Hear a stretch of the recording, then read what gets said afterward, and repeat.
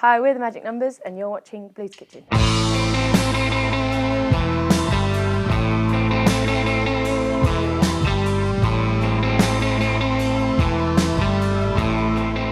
The Magic Numbers released their debut album back in 2005.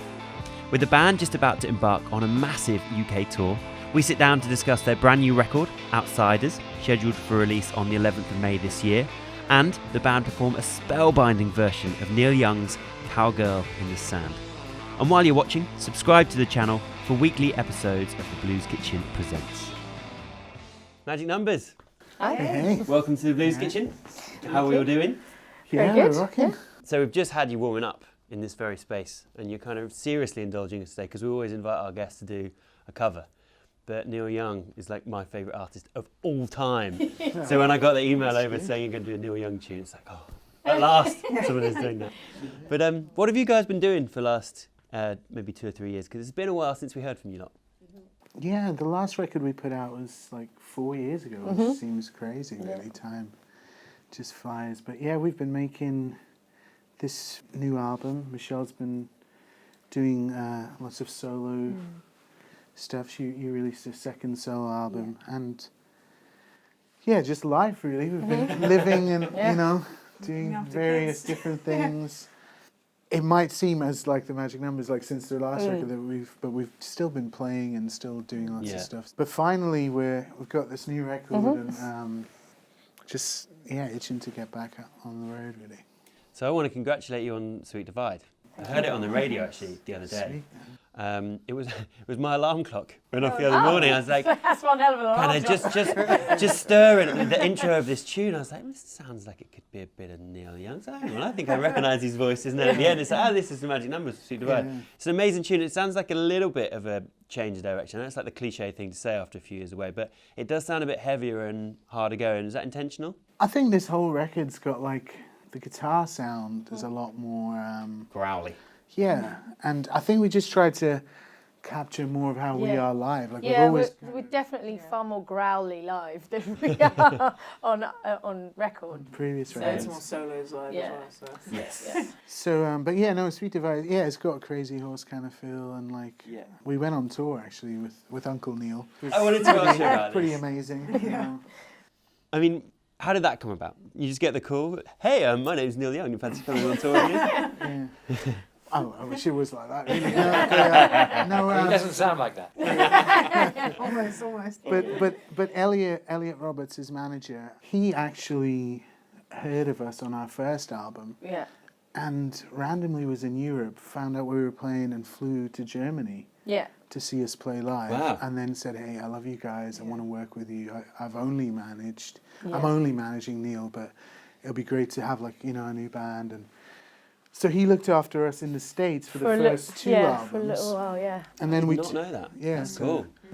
And we just remained in cool touch guys, and really good friends. And whenever we have a new record, I send it to him and hear what he thinks. And then he was like, Neil's coming over to Europe with Crazy Horse, and you guys got a record at the same time. It'd be great.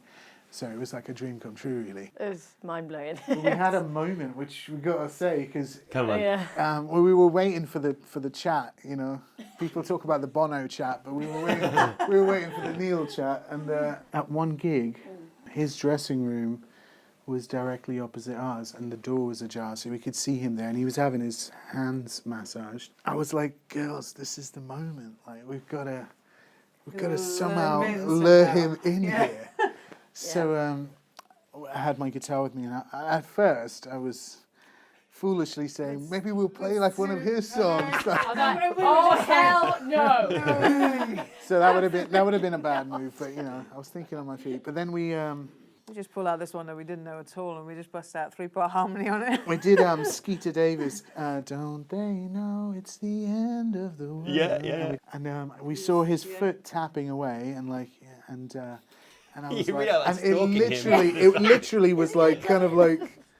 And then he just came over and he was like, you guys sound beautiful, wow, Let's come back to Neil in a moment and we can talk about your choice of song. But let's talk about your new album, Outsiders. Coming out at the beginning of May, is that correct? Yes. Was it an enjoyable process? Was it a labour of love? Did you all tear each other's hair out while you were making the record? This This was the the one of the most first. Yeah. enjoyable record to make out of all of them. Honestly. Which wouldn't be hard.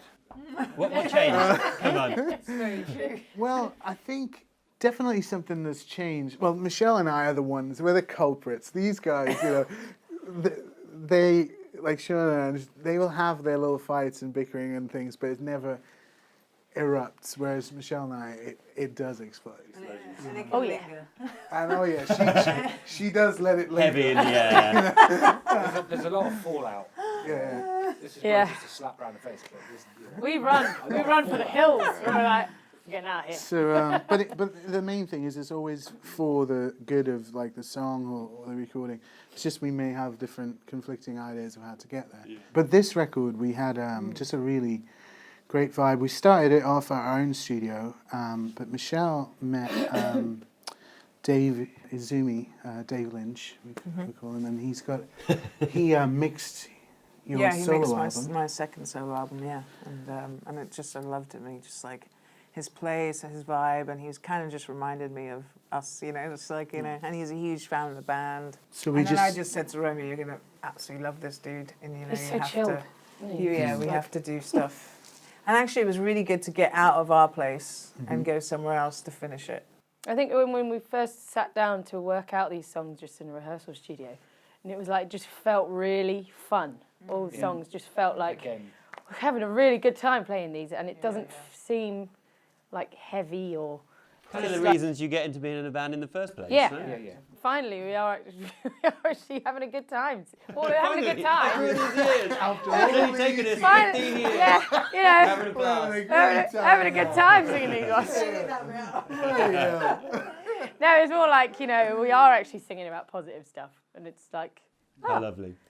no one will notice though. They'll still think that we've always been like that. Which is maybe- always the thing that's kind of driven us mad about, like, where's this sunshine pop thing? I'm talking about like some really heavy crap here. But then you know, we love doing arrangements, like playing and working out hooks. I mean, Michelle's like one of the hookiest driving kind of bass players, I think. Like loads of little melodies in there, and like sometimes I'll have like wanting to be doing loads of fancy guitar stuff, but she just getting each other's way. she's just got right in there, and I'm like, okay, I guess I'm chugging along on this one. Like, you know.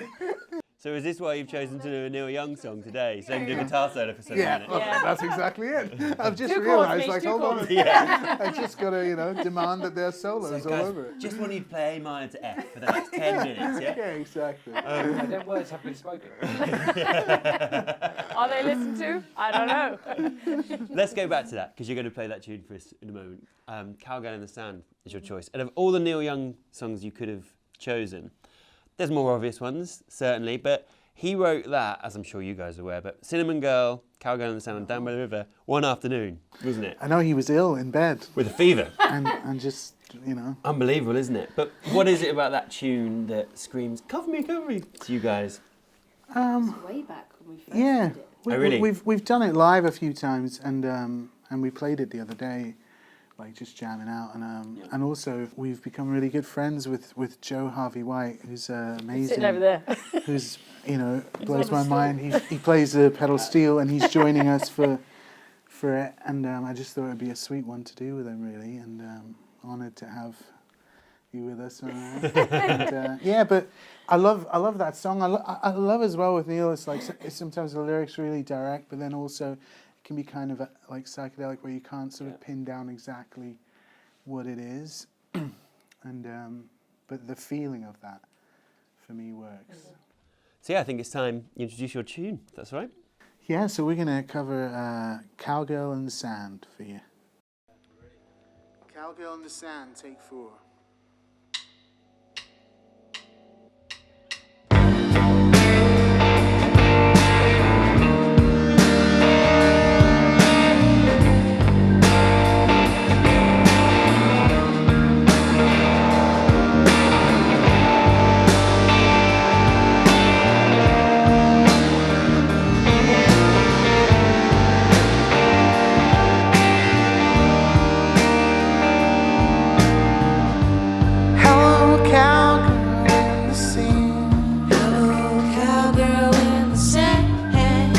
place at my command.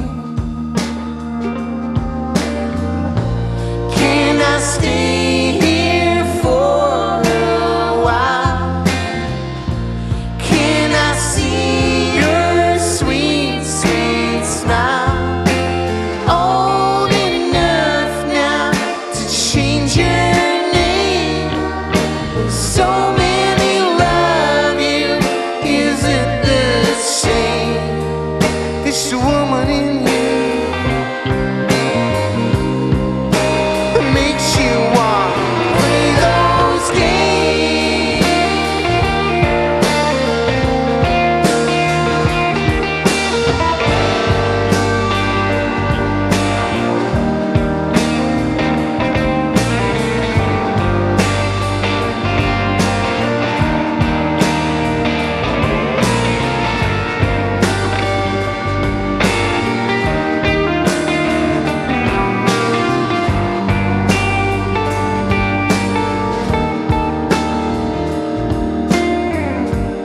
Hello, Ruby in the dark.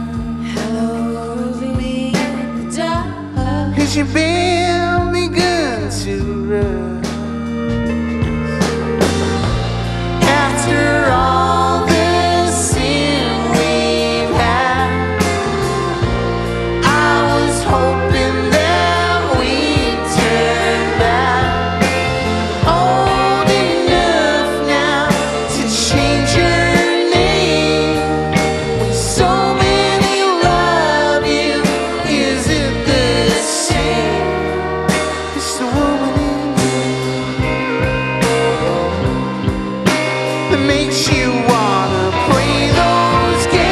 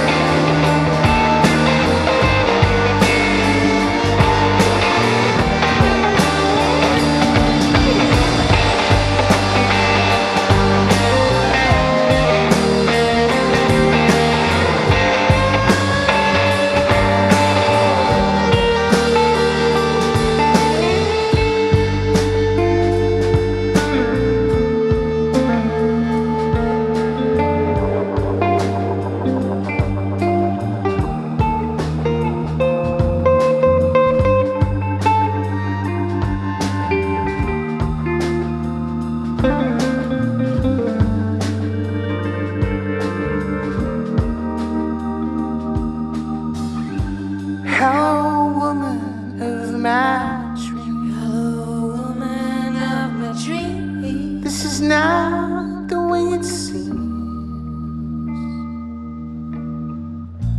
Purple words on a gray background. To be a woman and to be turned down. Old enough now to change your name. With so many love you, is it the same? It's the woman in you. Oh, it's the woman in you, girl. Oh,